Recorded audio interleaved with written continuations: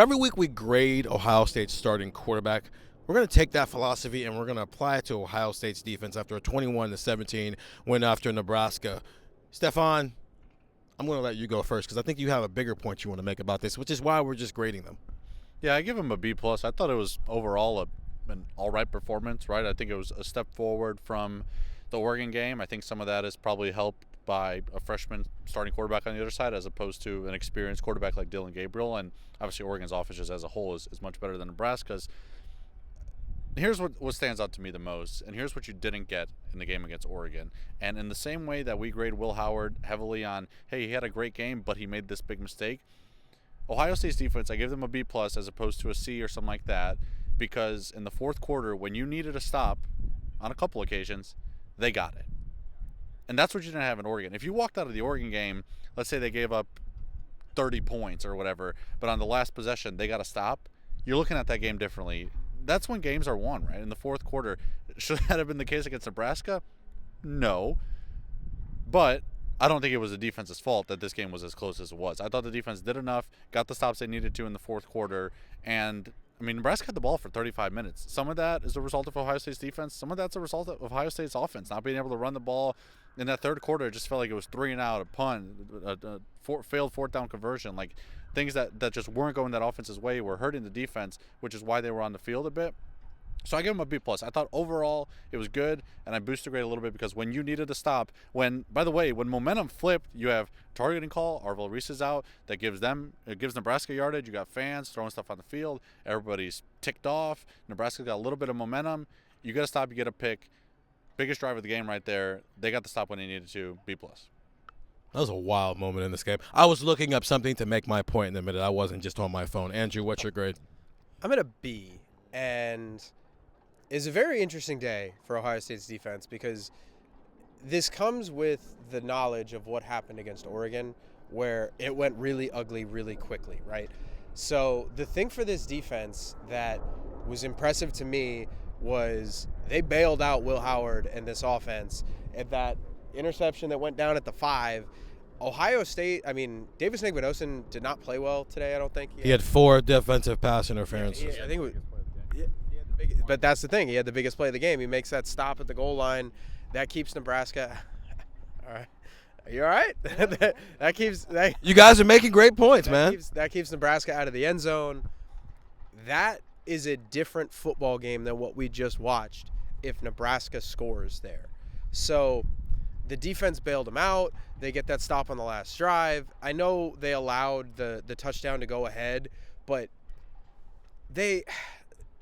I don't think they were bad. I don't think the defense was bad. I think you still have some questions about this defense. Like I asked Cody Simon about this, about blitzing, and he gave me a very much a non-answer. Felt like they blitzed a little bit more today. They gave a little bit, different looks than they'd shown in these last couple of weeks. So for this defense, there are still a lot of questions that you have to answer, and we are still curious about. And we will have through the Penn State game, through the Indiana game, through a potential Big Ten championship game against Oregon. We will have those questions. But I thought today was fairly solid. I mean, the team scored 17 points. Could have had more. You hold them off the board. Like, fairly solid. The defense did enough to stop the losing streak against Michigan. I'm just going to ignore that comment. I'm looking up the stats again to make sure I have something right here. Okay, I am on pace here. Okay, so you B+? B. You know who's really, really good at football? Gonna take a guess. Caleb Downs is awesome, man. He is awesome. He had 5 tackles and a tackle for loss. All 5 tackles saved this defense. Saved them from multiple explosive plays. He had a tackle for loss. We're talking about it in the press box, Stefan and I. It's 2nd and 13 now, and it leads to Nebraska kicking a field goal. If he doesn't get that tackle for loss, it's probably like 2nd and 7 if he doesn't get that tackle for loss. There's a couple of plays where Nebraska's gashing him up the middle, and if Caleb Downs is not your safety, if Nick Saban doesn't retire and Caleb Downs is here, they're explosive 50-yard runs. Well, it was like right here. Like right here, Caleb Downs was the last man of defense and made a tackle. It would have been like a 60, it was like a 60-yard touchdown for Nebraska that Caleb Downs just saved. and he was the last guy there. Yeah, he was unbelievable. And he did it like 3 times in the same drive. That's what I was going to say. 5 tackles, 5 very, very loud and important tackles. Like the most important tackles of the game, important, right? I get it. You're bringing up the interception, Jordan Hancock. I'm just going to be real with you. True freshman in that situation where it's like 3rd and 18, is anybody expecting him to do anything other than throw an interception in that situation? But they got them 3rd and 18. Because they were throwing screen passes that were not working. I'm not taking anything away from this defense. I am talking strictly about Caleb Downs. I am giving this defense a C for Caleb.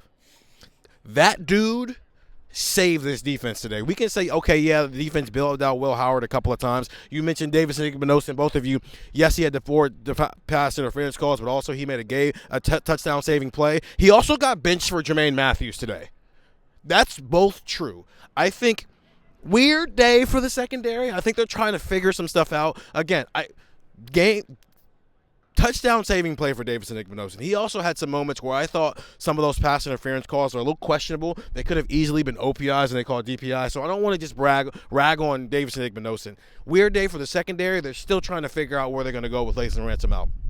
Jalen McClain was playing some safety. Lorenzo Styles was playing nickel. Jordan Hancock was playing some safety. We saw Jermaine Matthews in that nickel, and they're moving guys around, so I get that. But Caleb Downs, man, he saved this defense. So if you want to say the defense saved Will Howard, well, Caleb Downs saved the defense. If they don't have him, this is a very, very different football game. So my grade, C for Caleb, but also because there are some moments in this game where what if that's not a true freshman quarterback? What if that's Curtis Rourke? This is a whole different football game. What if this is a playoff game? This is a whole different football game we're talking about here. So C for Caleb. We got a B plus and we got a B over here. C for Caleb because Caleb Downs is awesome. We're going to continue to talk about Caleb Downs on Buckeye Talk wherever you find podcasts because that dude saved Ohio State's defense. And get the text 614-350-3315. 2-week free trial, $3.99 after that. For Stefan, for Andrew, and for Caleb Downs, I'm Stephen Means. Talk to you later.